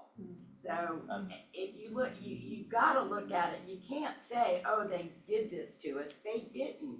We did this to ourselves. NAR did this to us. NAR is the one that owned the multiple listing services that said you have to have compensation in there or you can't be a part of our gang. But they, the compensation at least $1, but and you could be right, because she does know her pretty well, but I don't know that NAR owns any multiple services that are owned by the local board. There is one. one, that's one in Georgia. That's what I think, but. That's the same thing. Yeah, That's Blue- semantics. Blue Ridge. It's the same. I mean, the local board owns it, the local board is a part of the state is a part of NAR. Because we're part of NAR because we pay a portion of our fee to the local, to the local association. That's how we become a member. But does So- anybody in this room think NAR control how much money we pay our sellers? How much we pay them. Does anybody think that's true? But that's not what caused the problem. Well, that's what they said, that NAR was making us, pay the co-op commission, that's what they said, at least that's what I thought they said. All right, back here first and over here. I'm not gonna, I wasn't commenting on that, I'm not, Yeah, I mean, I think, I'm telling you, I don't know, guys, yes, ma'am. When we have done historically our scripts in regards to commission. Right. We will shoot for a certain number, and we have scripts on why we should get that number. Okay. And why we won't accept anything less. So when we tell and when we're talking to the seller, we're kind of giving them, if you're gonna work with me, this is what you're gonna pay. Yes, they have the option, only if they bring it up. I've never gone into detail on the menu of services for my fee. I've just told them this is my fee, and they've never questioned it. Therefore, there was no assumption of there's an option to do more or less. So I'm just saying that from what we've told our sellers, this is the fee. And when they say, is that negotiable? Most of the time, no. And now the conversation is, oh, I didn't know that it was negotiable and that I can really go with you for a lesser fee. Or more. Yeah, I'm just saying, when our scripts are always stuck on, this is what I charge. If you wanna work with me, this is what I charge. Really I'm just important. saying, Yes, I do, because I think it was 10 years ago, we started using in our pre-listing pack, flexible fee schedule. And it started at 7, and here's what happens at 7, here's what happens at 6, you remember this, Yeah, here's we what talked happens about at 5, here's what happens at 4, here's what happens at 3. So for 10 years, I've had a flexible fee schedule, and we send it over before and we discuss it. We discuss it in such a way that people know that we're not set at 7, we're not set at 6. Here are our menu of services that have come with it. This is gonna cause us all to slow down a little bit, come up with our flexible fee schedule and our menu of services. If you and want to. have if you want to, and have a conversation with them. That flexible fee Guys, hold on one second. schedule, Go ahead, Brenda. that flexible fee schedule was about your portion being reduced. Hey, I would do it at 7, I would do it at 6, I'll do it at 5, I'll do it at 4, but you always had the 3% to the buyer's agent. So the flexible fee schedule really is kind of like, well, it kind of really talked about your services and not so much the buyer's agent. And really what this is discussing is, hey, I'm the seller, I'm willing to pay you your fee. Why am I paying somebody else to negotiate against me? And so that's a little different. I hear what you're saying, and I still think that that doesn't really solve the problem. I do think that you're still gonna have that situation where, hey, look, it's always been negotiable. And let me tell you why, the pros and cons of each one, and why, if you want to get the top dollar, you may want to consider paying the buyer's agent fee. And then present it that way. Yeah. she can wait till July and she may still be in the same boat, and she could still today go hire somebody and pay no buyer's Right, agent, she doesn't need to exactly wait till July, you know? Yeah, there's So- nothing that, right, that brings you to that. One question that I have, because this is a conversation that is not going to be going anywhere anytime soon, would you all be open to us having a mastermind dedicated to this outside of the sales meeting? Because this is something that we don't wanna rush through, and this is something where we do have to be able to provide the facts and be able to justify value and be in a uniform manner for how we will handle this. And so is that something that you all would be interested in?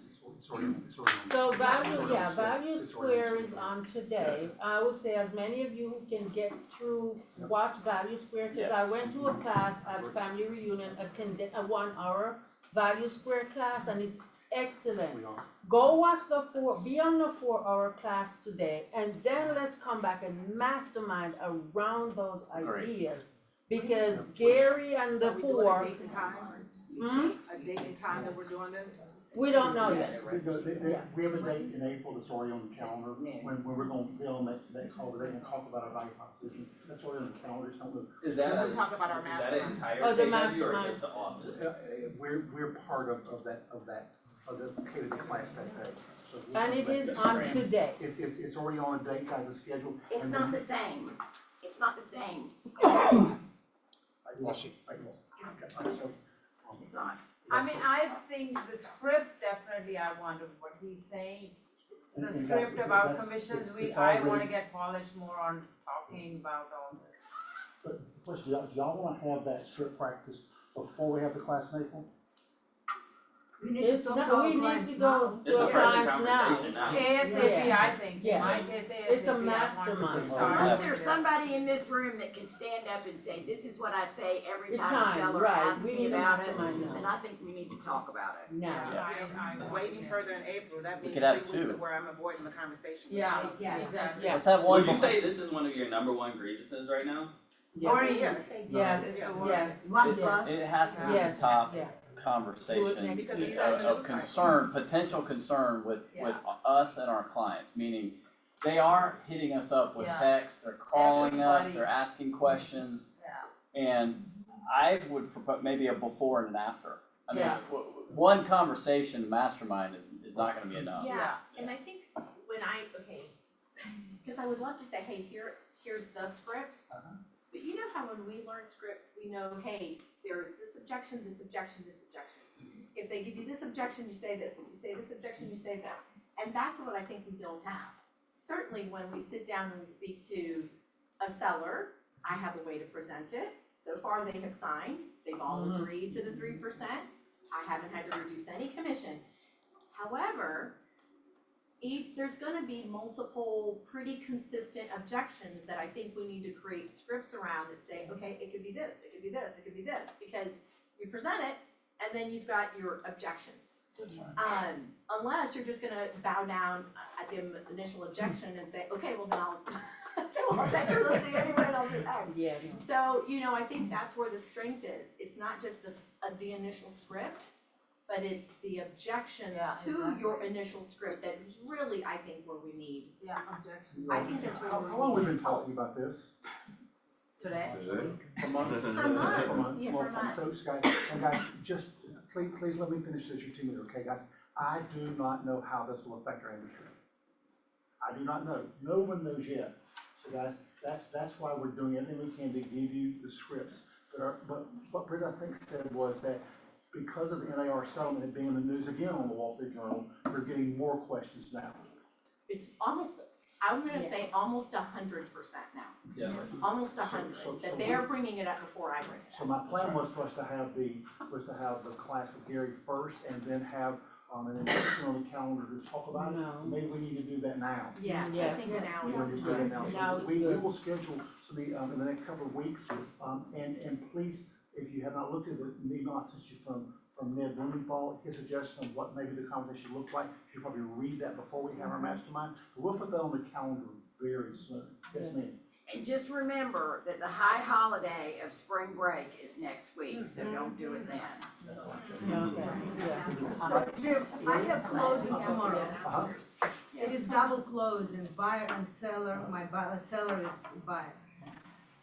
Yesterday, when they received Alta, they start questioning why in the world are we paying for the buyer's agent? So, number one, it's kind of too late right now. Number two, I asked them, would you rather pay for me selling your helping you to buy your house? And then they start thinking about it. I'm like, it is two-way. One way, you paying on your side, both sides, and another part paying on our both sides. So you are not losing. If you were waiting for this to take effect, you would be paying my commission on $1 million house instead of 600,000 for your buyer. And then it shut it up. Which I told you guys. So anyway, we will schedule something very soon, maybe even next week on spring break, the ones of us that are still here. Yeah, something came up last week, because I was on a listing appointment, and of course, they've heard about it, and he said after reading, because I sent over the pre-listing pack, he said, here's where I can pay the 3%, here's my net, this is what I want to net. Here's my price, where I can pay the buyer's agent. What's against the law? What, this is his conversation, not mine, not mine. I'm just telling you all what you're gonna be faced with. He said, here's my net. As long as I net this amount, I don't care. Here's my sales price, and you all get your 6%. Here's my sales price, and we'll do it for 5%. I don't think that's illegal. A net listing is illegal. No, it wasn't a net listing. He said, here's my sales price at 1 point whatever, and you get 6%. But I know it's still a net, but he's giving me sales price, that's why it was illegal in my mind. Here's my 5% listing at 1.5. 1.6 is 6%.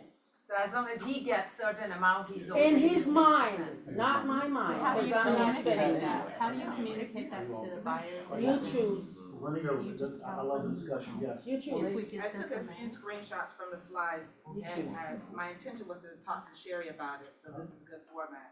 We talked last week, or a couple weeks ago, one of the facts that they presented is, can I still include a cooperative compensation terms on the purchase and sales contract?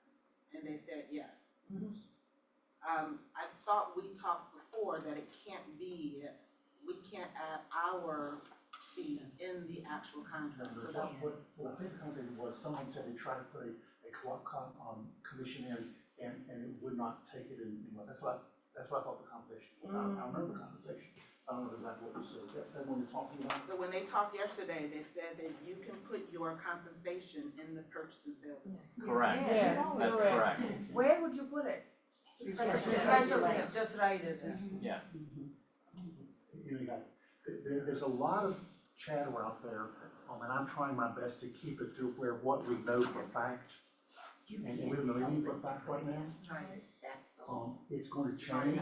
How it's going to change, we may not know until later in the fall. So guys, just stay with us. But we will set up some classes to have good discussions on what you can do right now, and we'll make sure what you're being told is factual to the best of our knowledge. Anything else? Jalen, you want to share your kind of information? Yes. First, I love the engagement. This is something that we are going to treat with a high priority. I do want to share my contact information. I am in the process of getting business cards, and it wasn't on the slide, but if you do want to take down my contact information to converse about any. Whiteboard. There we go. Whiteboard. Perfect.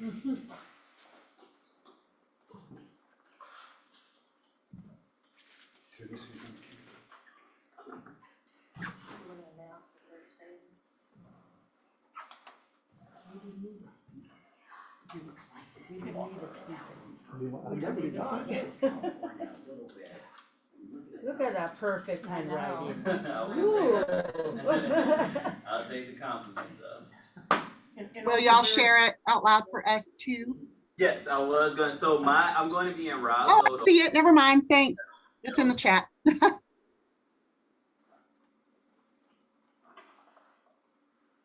Welcome, Jalen. Thank you. That's Adriana. Hey, Adrian.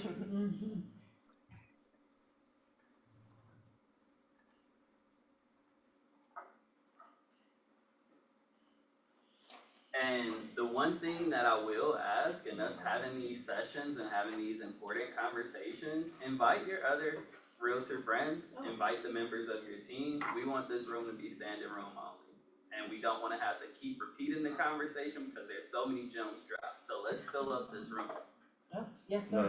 I'm gonna stay tuned. All right, and don't forget Stephen Parker's still here. Yes, ma'am.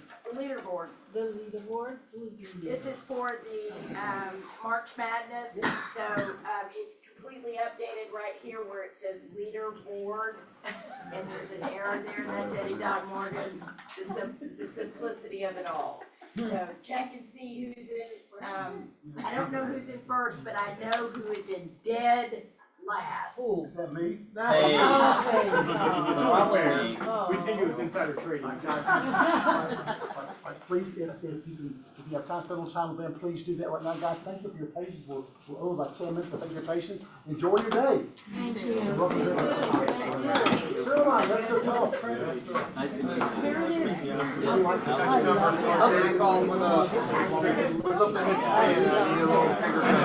You'll probably hear from me before. Can you remind me your name? Gabriel? Okay, nice to meet you, Gabriel. How long have you been a part of the office?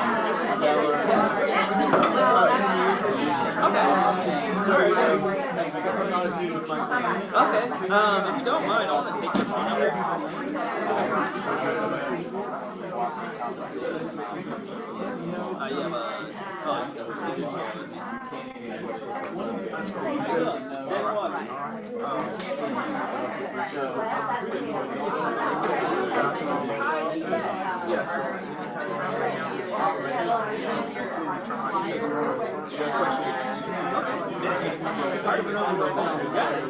You have such a pleasure.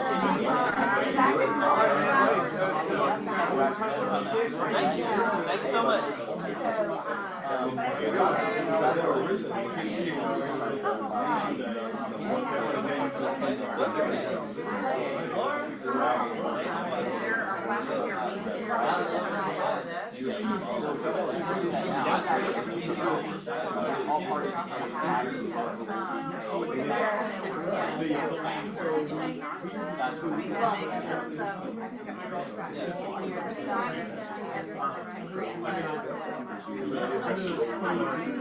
I was giving her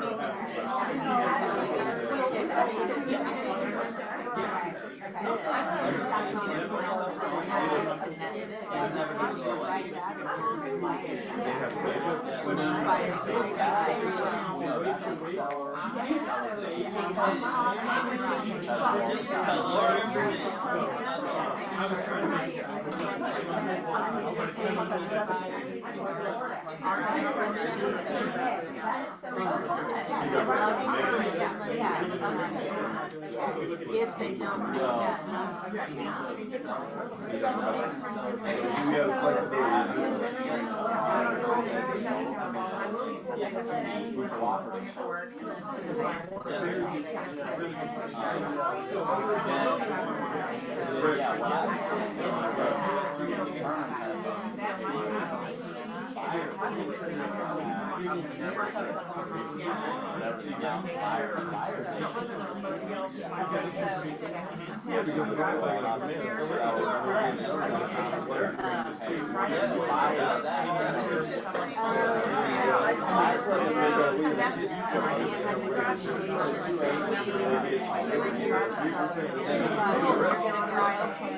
Well, they're only offering this amount, so you come back to the market, as the seller, we'll have the buyer's commission now at 2%. To agree to share with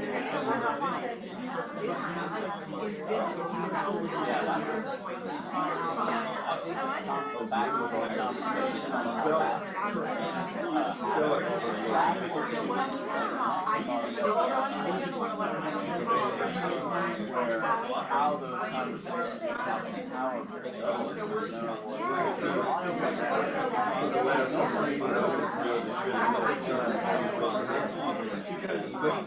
when I that's what's gonna happen.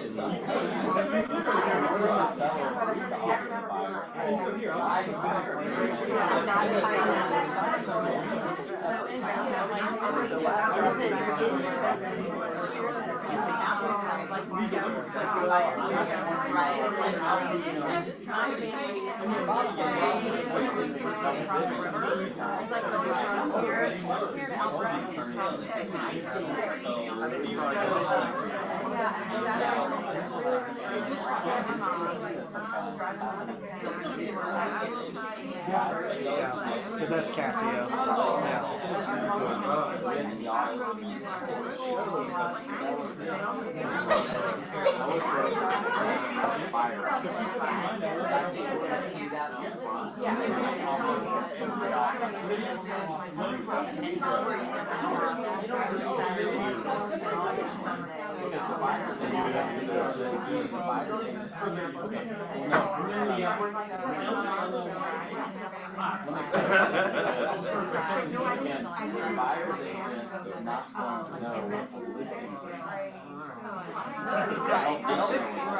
People like that.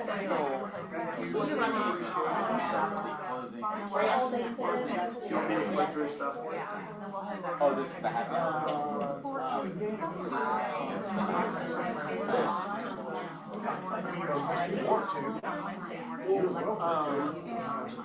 How are you? I think I'm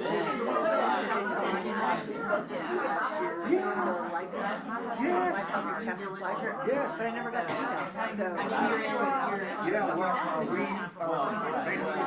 the board and everything, you know, the board decided not to participate. Yeah. Special needs restaurant, right? Right, Yeah. what we have.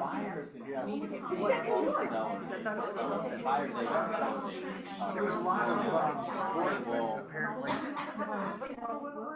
Yeah, that's still too. I don't wanna interject that. It's a good question. We can do the math for ourselves. Somebody else is thinking, exactly. I'm interested in this particular. You know what, bring it up here again, you know? People drop off work, you know? And the people that I'm like, around it, There you go. Thank you. do you have paperwork? I got a, Well, how are you? Are you leaving or you walking out? I just want to. Okay, yeah. You are. 2 minutes. Okay. Our website is ahappy.house. Thank you. Take care. Are you an individual agent? I'm actually her neighbor. Okay. I'm gonna spend a lot of time. I'm not, but I'm gonna get caught up on everything, yes. I gotta run. Same, but I have it in there and I'm hoping that it'll get involved. So yeah, our whole family was there. There weren't that many people from his office there that day. And we stayed in the main building, we just cleaned. Yeah, all 3 of our kids were there with us and it was a great learning experience. And the first time I got to see, I looked at like the model or whatever, see where all the buildings were. Are you ready to start? Okay. And I hope we get to do it again. I love that. Okay. So I've been kind of working with them for a couple of years. now. Okay, So, like, awesome. Tim, Yeah. Mark Carlos, and Yep. Valerie Yep, Myers. yep, I know all those names. Yeah. So Clint, my husband's been there 20 years in April. What did they do? Trademark, Okay. litigation, This Thursday, it would be great, and I wanna make No, I sure think I that talked to them. and They had a Christmas party. I almost positive I talked to them. He likes to party. We were talking about that. He likes to party. Let's see. I can say, I don't wanna overpromise anything, I'll say what I You like have all to these do. pictures of my kids. After spring break, make sure our attendance. Well, this is It not sounds like a, a sweet this is not a situation. serious picture, but this was a couple weeks ago, but that there he is right there. Yeah, yes, Oh, so okay, sorry. yeah, he definitely looks very Where's the class that you're teaching? Right here. We were all very sober. I can't see it now. That's good for you. Oh, I wouldn't do that. No, 30 days ago. that, it's like it's happening all over. Have you graduated? They're the perfect. Five? Okay. Okay, that's awesome. That would be awesome for them. I'm going to And is it a? Oh, good. Yeah. So I know we have a presentation that Alright, I'm okay. gonna Nice share. to meet you. Yeah, they do I for love the, it. right now. Legal. Right now. I'm in New York. Well, yeah, no, that's the thing. I want to connect with them. I will be talking. Okay. Because I was. I'm sure you have. No, I will. Hey, guys. So nobody, tell me your name again. So, I know you had the presentation that you were working on doing. And to meet you. Information that you wanted to share, you know, work to get blasted out in the last email. Because clearly you don't have the attendance that you all thought you would have, but I wanna make sure Not that currently, you're so able we to do get work this with information, individuals and help to with be able to jobs. circle And back. then I'm gonna All have. over Metro. So we definitely do work, but we just don't have like a side of it. Yeah. Kimberly? Yeah. She has it? Yes. Okay, I'll do that. Hey, how you doing? Hey, I was gonna Michael. say, I've actually been to the City of Refuge, and it's one of them. I've passed through, I didn't volunteer, I just like passed through one Yeah. time, and it's amazing. What are the opportunities for possible like group volunteering? Yeah, there's a lot. Cause There's a lot. that's Yeah. one thing new into this Yeah, role. you know, I really wanna build Can I give you closer my community. information? Yeah, no, Yeah. please do. So I've got just a virtual business card. Well, and then that's a really. Keller, important because I think Atlanta Perimeter it is is a actually market serving with where them on Red it's kind of an interesting. Oh, wow, okay. Yeah. Well, we're not gonna just limit it to Red Dead, cause I know There you there's go. more So it's kind of an opportunities that's interesting out market. there, There you and go, so yeah. I There's wanna lots of make good sure we opportunities. can. That's the whole momentum that the Hap House wants to do too, man. We just Sellers wanna would probably pay us 10% to connect you sell with it. You know what I mean? So it's You kind of save an interesting contracts. Yep, and then time you got that this is happening right now. It'll because the blend. market Now has you been scroll all so the way to the good. bottom. It's really It'll hit, easy yeah. for somebody to go, I'm not paying all this money. Yeah, no, I definitely so- want to connect Yes. with you, Yeah. because That's that's right, one that's thing. right. It's like, My role Are you is high? really, they want me to. I am. It looks like Jalen. Yeah. wants to receive it. It's fine. The card? I do. There you go. Bringing people Okay, in, all right, sitting that them sounds down, fine. Tell me making your sure we timeframe. I know get next the week community is, building. spring break. Yeah. Oh, I definitely. Oh, yeah, thank you.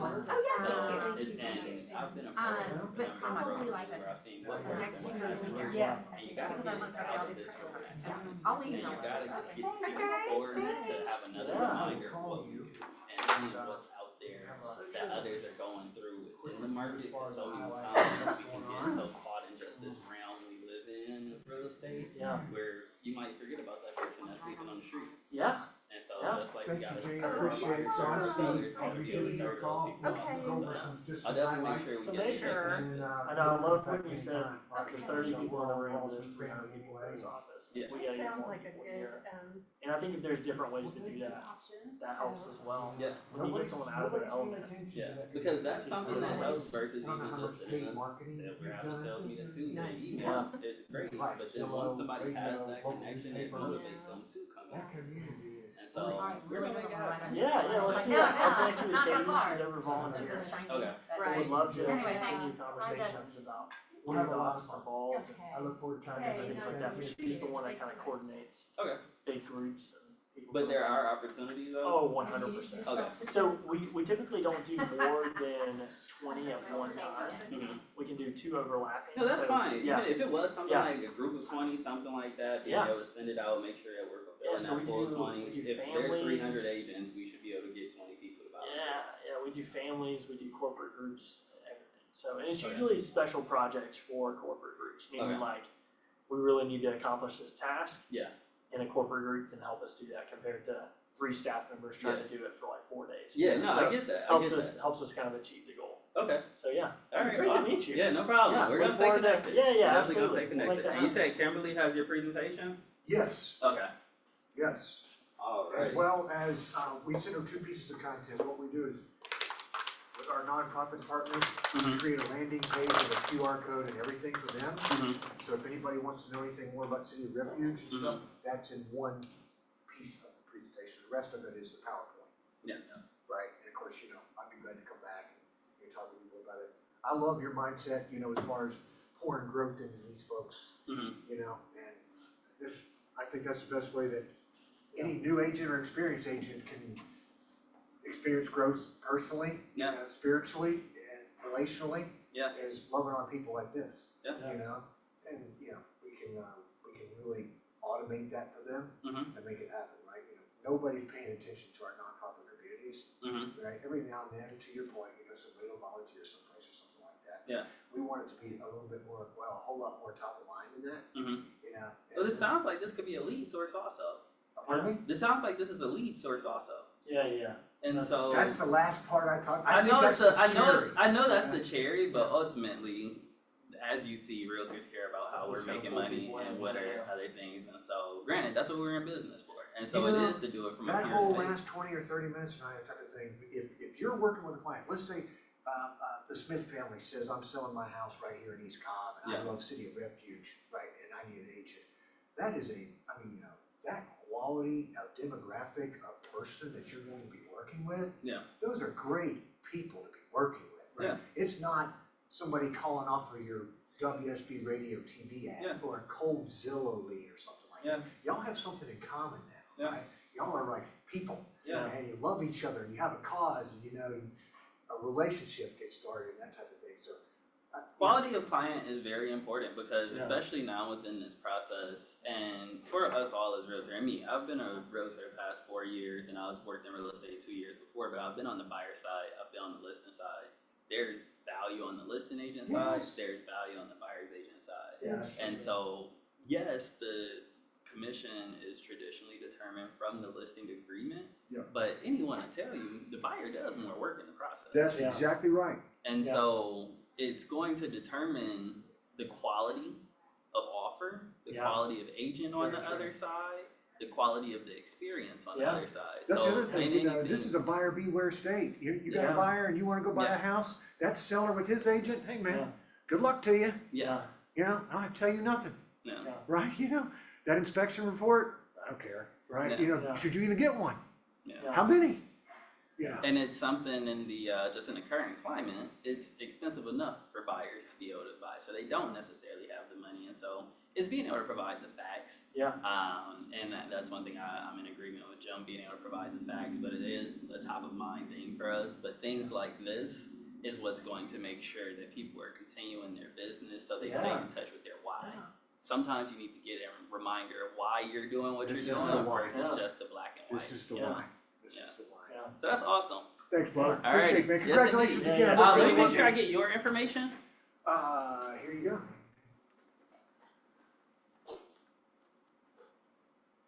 I just took your number down. Okay.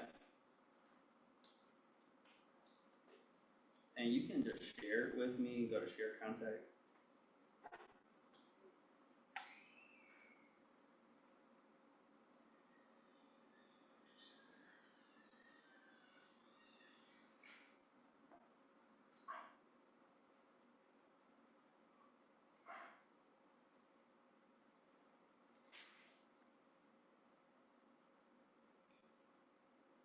Yeah, man, that's the, Awesome. website and whatnot. And you got that for me? Yep, got it. Awesome. It was such a pleasure. Yeah, man, Thank you all congrats for coming in, again. sir. Yeah. Thank you all for coming in. What'd you Good one. encompass? So I actually did at the beginning of this year.